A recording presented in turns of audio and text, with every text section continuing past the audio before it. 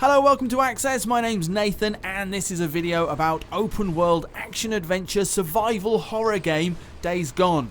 We recently visited Ben's studio, the makers of the game, and came away with a bunch of info which we're about to tell you right now. Here are 21 things that you didn't know about Days Gone. You probably know that Ben's studio has been making games for PlayStation for over 20 years. Several of the senior team are still the same. Current studio director Chris Reese programmed Bubsy 3D, the studio's first PlayStation title, and has at least a line of code in every game they've made since. And John Garvin, now the creative director of the studio, has written the script for every game since Siphon Filter.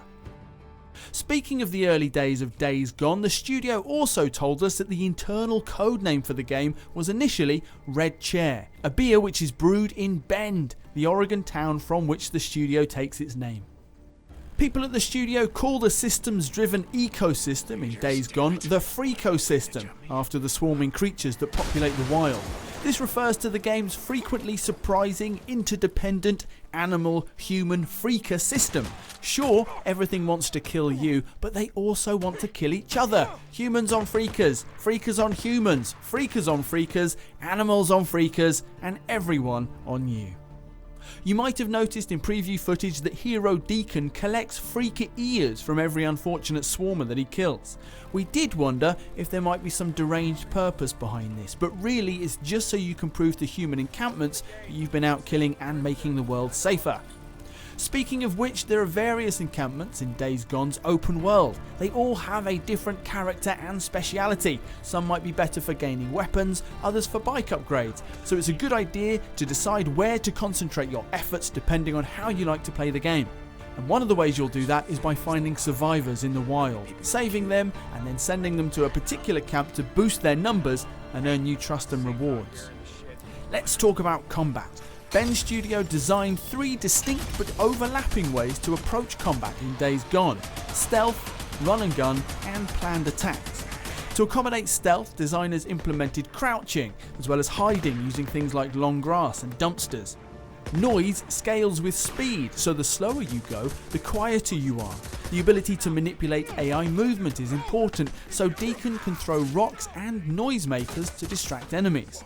And they wanted stealth to feel powerful too, so they gave Deacon deadly takedowns which he can perform while unseen. The crossbow is a powerful part of Deacon's stealth approach, partly because it's silent and so good for stealth, and partly because Deacon can craft new bolts from trees, so ammo is always easy to come by. Deacon can also craft various kinds of bolts aside from standard ouchie ones. Residue bolts are made with samples from freaker dens and cause human enemies to freak out and turn against each other.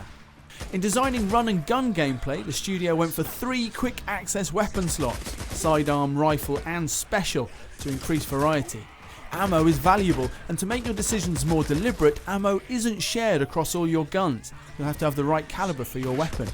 There's a cover system, and even when you break stealth, it pays to be aware of the noise you're making. Sound can escalate your situation by attracting other enemies of all kinds. Melee weapons are a crucial part of run and gun gameplay, for clutch situations where you don't have time to reload or to save ammo altogether. Variety is important here too. There's a range of 1- and 2-handed melee weapons, and while they all have durability, you can repair favourites with scrap in order to keep them in working order. This is why you can't buy melee weapons from merchants in the game, as someone from the studio explained, because buying stuff that breaks sucks.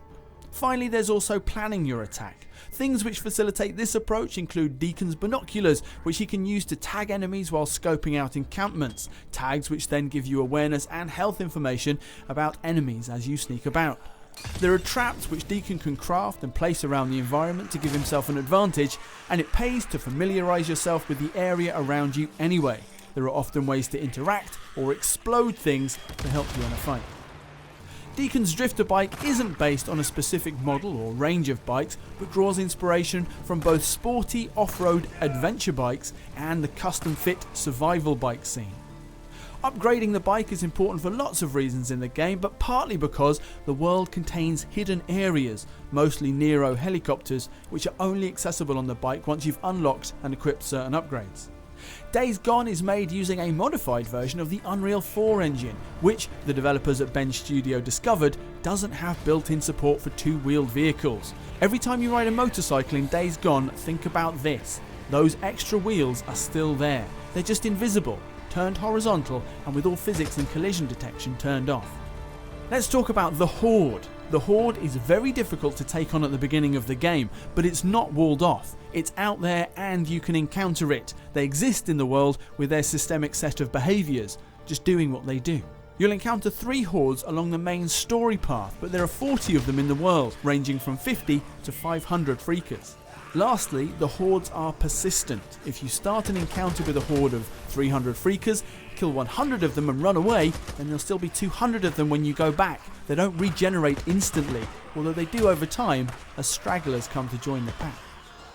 And that's it for our list of facts about Bend Studios' Days Gone. We'll have more on the game very soon before its release on the 26th of April. Like this video if you enjoyed it and subscribe to Access for more from the world of PlayStation. For the players.